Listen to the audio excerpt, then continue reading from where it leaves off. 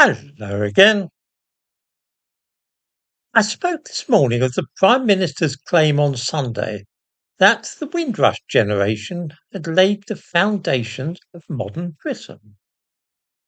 Perhaps he has a point.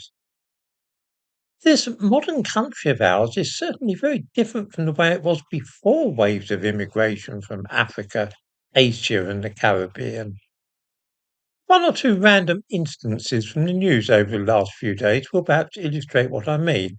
I give links to relevant news articles in the description to this video. There was a time, to give one example, when attacking and robbing a 74-year-old woman would have been viewed as a despicable crime, even by the roughest elements in society. The bank robber or burglar would have regarded the gang which targeted an old lady and snatched her bag, leaving her bruised and shaken, as the absolute dregs.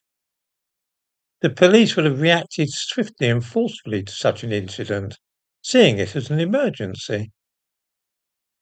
We saw recently how this kind of thing, almost always the work of immigrants and foreigners, has now become so commonplace that the police don't even bother to investigate it.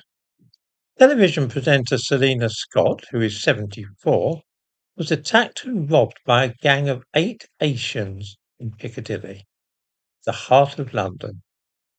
She could find no police to report the mugging to, and when she did finally get through to the police on the telephone, they said they'd come round the next day to take a statement.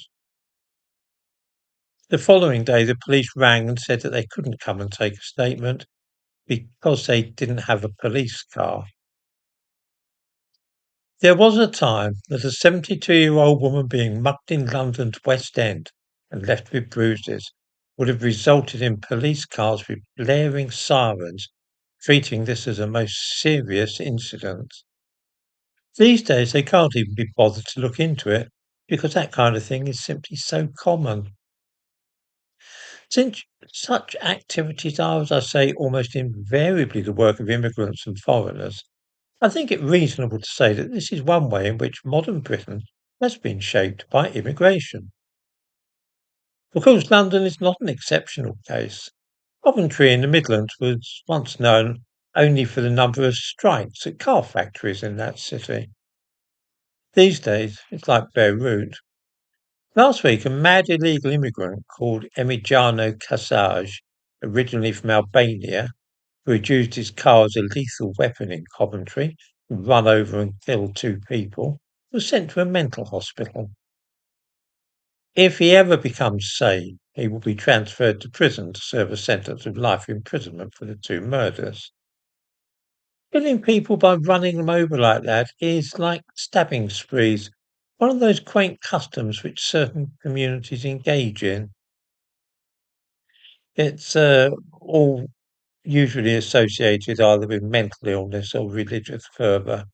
When I say religious fervour, I'm not referring to Methodism or Catholicism either. Violence involving knives and guns is not at all uncommon in our inner cities these days, and is also inextricably linked to immigration, to the extent that few white people get up to such things. For many years in this country, there were strict conventions, even governing the use of violence among all classes. Perhaps viewers are familiar with expressions left over from that time, such as the phrase below the belt or kicking a man when he's down.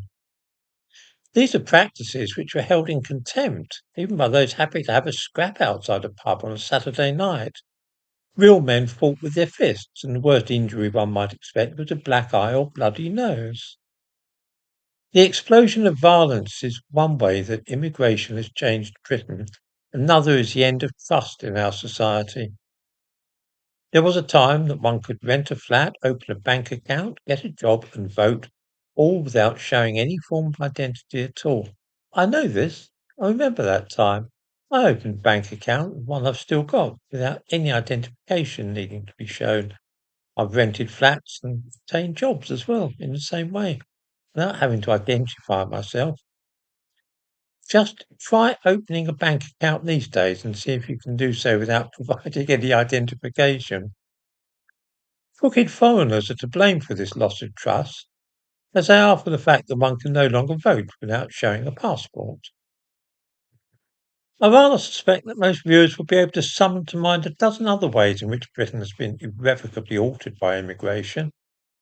Nobody could deny that immigration has shaped the country we live in. A more tricky proposition would be for anybody to come up with any of these changes which are desirable and good. Can anybody watching this video give an instance of a way in which immigration has improved Britain, apart from the usual examples given, which always seem to be associated with music and food?